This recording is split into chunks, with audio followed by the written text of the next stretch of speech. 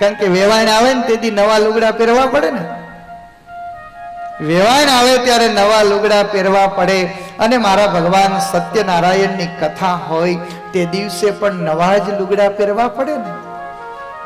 જે દિવસે વેવાણ આવવાના હોય તે દિવસે જે લુગડા પહેર્યા હોય એ જ નવા લુગડા પહેરી અને આપણે ભગવાન સત્યનારાયણની કથાનો શીરો બનાવતા હોઈએ. એમાં કોઈ તફાવત ન હોય, પણ સત્યનારાયણની કથાનો શીરો છે ને બહુ મીઠો લાગે. લાવો ને થોડો. કોઈ એકવાર પ્રસાદ આપીને આમ કાથરોટ લઈને નીકળી ગયો હોય ને, આપણે સામેથી કહીએ કે નહીં નહીં થોડોક તો આપો, લે લે ક્યારેક અમે તને કાયમ આવશું. ઓલો પ્રસાદ વેચવા નીકળ્યો હોય ને એને આપણે સંબંધ કરીએ, તું તો મારો ભત્રીજો થા, લાય લાય થોડોક તો દે. શું કારણ છે?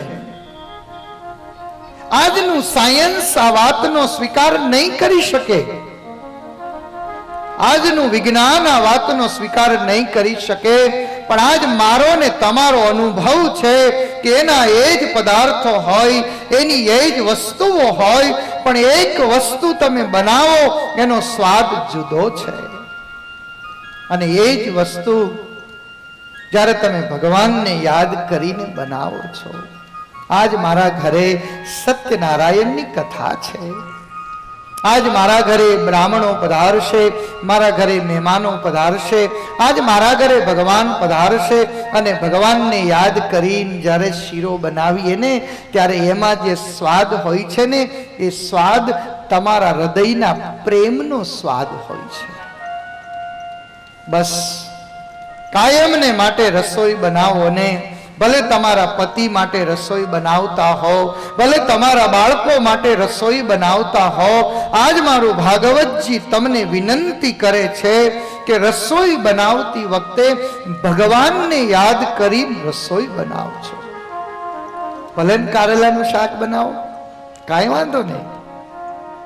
કારેલાનું શાક બનાવશો, તમે ભગવાનને યાદ કરીને કારેલા બનાવશો ને તો એ કડવા નહીં લાગે. ભલે ને સૂકી મેથીનું રસાવાળું શાક બનાવો, બને ને. પણ ભગવાનને યાદ કરી અને બનાવેલી રસોઈ છે ને એ રસોઈ રસોઈ નથી રહેતી, એ રસોઈ પ્રસાદ બની જાય છે. ભગવાનને યાદ કરી અને તમે ક્યાંક પ્રવાસમાં નીકળો ને ત્યારે એ પ્રવાસ નથી રહેતો, એ તમારી યાત્રા બની જાય છે.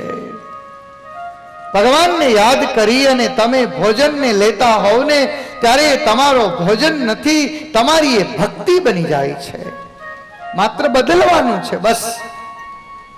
મારા પતિને રાજી કરવા માટે, મારા દીકરાને રાજી કરવા માટે, મારા વેવાઈને રાજી કરવા માટે હું રસોઈ બનાવું છું એમ નહીં, મારા ભગવાનને માટે બનાવું છું.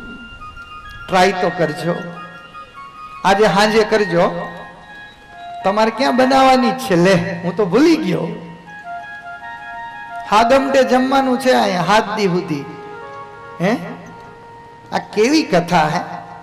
આ મ્યાત્રા પરિવાર ને જલુ પરિવાર, એકવાર તાળીઓના ગડગડાટથી આ પરિવારને વધાવો. આવી સરસ છે સભા મંડપ, કેવો સરસ. આમ અંદર બેસીએ ને તો આમ ટાઢું ટાઢું પાણી આવે. એ તમારે જ આવે છો, અહીં નથી આવતું. એ સરસ મજાનો ઠંડો ઠંડો સભા મંડપ, આટલું સુંદર વાતાવરણ. 3 કલાક આવીને ભગવાનની કથાને સાંભળીએ, ભગવાનના પ્રસાદને લઈએ.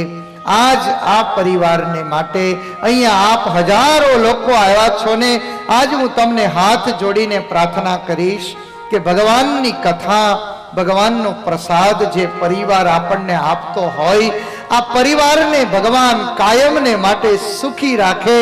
આ પરિવારના સંકલ્પો ભગવાન કાયમને માટે પૂરા કરે. ધન્ય છે, ધન્ય છે, અમારા પરિવારને ધન્ય છે.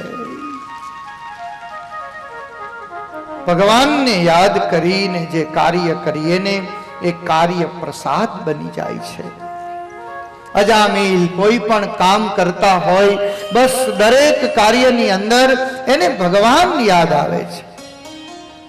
ભગવાનનો ભગત નો તો હોય, ખાલી દીકરાનું નામ નારાયણ પાડ્યું હતું. અને હવે તમે શું નામ પાડો છો? દીકરા દીકરીના જન્મ થાય ને તો ક્યાંક ભગવાનના નામ પાડજો, રામ, ગોવિંદ, કંઈક સારા આવા નામ પાડજો. મેં જોયું છે અહીંયા જે આહિર સમાજ બેઠો છે, લગભગ બધાના નામ ભગવાનના નામ ઉપરથી હોય છે.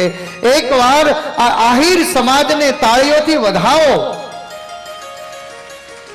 કોઈ દીકરીનું નામ સીતા હોય છે, કોઈ દીકરીનું નામ અનસુયા હોય છે. ભગવાનના નામ ઉપરથી તમે નામ પાડો. હવે તો કેવા નામ પાડે ખબર? પિન્ટુ. હા, શું અર્થ થાય એનો? ગૂગલમાં જુઓ તો. ચિન્ટુ, મોન્ટુ, કેવા કેવા નામ પાડીએ છીએ. અને તમને ખબર છે, કહી દઉં, આ તમે જે ચિન્ટુન, પિન્ટુન, મોન્ટુન નામ પાડો છો ને, એ અમે અમેરિકામાં બધે જઈએ ને તો ત્યાં લોકો પેલા નાના નાના ડોગી ઘરમાં રાખે ને, એનું નામ હોય છે. એક નાનકડી દીકરી હોય, આપણે પૂછીએ કે નામ શું? તો કે ટ્વિંકલ. અરે વાહ, આપણને વિચાર આવે કે નાનકડી છે ત્યાં સુધી ટ્વિંકલ બરોબર છે, પણ એ પાછી મોટી થાય, એ પાછી લગ્ન કરે, એ બે દીકરાની માં થાય, પછી એને ટ્વિંકલ કહીને બોલાવે. અને એમાં 80 વર્ષની ડોહી થાય ત્યારે એને શું કેવું? ટિંકલ ડોહી. એવા નામ આપણે પાડીએ કે જે નામમાંથી આપણને પરમાત્માની યાદી આવે, ભગવાનની યાદી આવે. આજ અજામિલ નારાયણ નારાયણ નારાયણ કરે છે. અજામિલનો અંત સમય આવ્યો છે અને અંત સમયમાં અજામિલને જ્યારે એનો મૃત્યુનો સમય થયો ને ત્યારે એને લેવા માટે યમદૂત આવ્યા છે. કોણ આવ્યું છે? ઈ જ આવે ને, તમે સરનામું જેનું કર્યું હોય એ લેવા આવે. અજામિલના અંત સમયે જ્યારે એને યમદૂતો લેવા આવ્યા છે ને, ત્યારે યમદૂતને જોઈ અને અજામિલ ડરી ગયો છે. અજામિલને ભય લાગ્યો છે અને ભયના કારણે અજામિલે પોતાના દીકરા નારાયણને અવાજ કર્યો છે કે નારાયણ બચાવજે, નારાયણ બચાવજે. એકવાર નારાયણનું નામ લીધું, એને બીજી વાર નારાયણનું નામ લીધું, એને ત્રીજી વાર નારાયણનું નામ લીધું ને એટલે ઓલા યમદૂતો ભાગી ગયા. જીહવા ન વક્તિ ભગવદ ગુણ નામ ધેયમ ચેતસ્ય ન સ્મરતિ તશ્ચરણાર વિંદમ કૃષ્ણાય નો નમતિ યત શિર એકદાપી તાના નયધ્વમ સતો કૃત વિષ્ણુ કૃત્યા. તમારે લખવું છે તો લખી લ્યો. યમદૂત કોને લેવા આવે? યાદ રાખજો, જેની જીભ ભગવાનનું નામ ન લેતી હોય, જેની જીભ ભગવાનનું નામ ન લેતી હોય, જીહવાન વક્તિ ભગવત ગુણ નામ ધેયમ ચેતસ્ય ન સ્મરતિ તશ્ચરણાર વિંદમ. જે જીભે કરી અને ભગવાનનું નામ ન બોલતો હોય, જેના ચિત્તમાં કદી ભગવાનનું સ્મરણ ન હોય, જેનું માથું ભગવાનના ચરણોમાં નમતું ન હોય, આવી જે વ્યક્તિ હોય, આપણું નામ નથી ને આમાં ક્યાંય છે? જોઈ લો તો. જીભે કરી અને ભગવાનનું નામ લેવું, ચિત્તે કરીને ભગવાનનું સ્મરણ કરવું, માથે કરી અને ભગવાનને વંદન કરવા, આ જે માણસ ન કરતો હોય ને એને સ્વયં યમદૂતો આવીને તેડી જતા હોય છે. આજ અજામિલે ક્યારેય ભગવાનનું નામ નહોતું લીધું, ક્યારેય ભગવાનનું સ્મરણ નહોતું કર્યું, ક્યારેય ભગવાનને વંદન નહોતા કર્યા, પણ આજ એના મોઢામાંથી નારાયણ નારાયણ નારાયણ આવું બોલાયું છે. અને આવું જ્યારે બોલાયું છે ને ત્યારે પેલા યમદૂતોને થયું કે ગમે એમ હોય, આપણે જેને લેવા જઈએ ને એના મોઢામાં નારાયણનું નામ ન હોય, આ કંઈક સરનામું બદલાઈ ગયું, ભાગ્યા. ઉપર જઈને ભગવાન વિષ્ણુના દૂતને કીધું કે ભાઈ તમારું પાર્સલ લેવા અમે ગયા હતા, પણ અમારું સરનામું નહોતું, તમે જઈને લઈ આવો. અને ભગવાન વિષ્ણુના દૂતો હતા એ સ્વયં અજામિલને લેવા આવ્યા છે. આજ મારે આપ સૌને એ કહેવું છે કે ભગવાન નારાયણનો જે મહામંત્ર છે ને એ મંત્ર મહામંગલકારી છે. હાલતા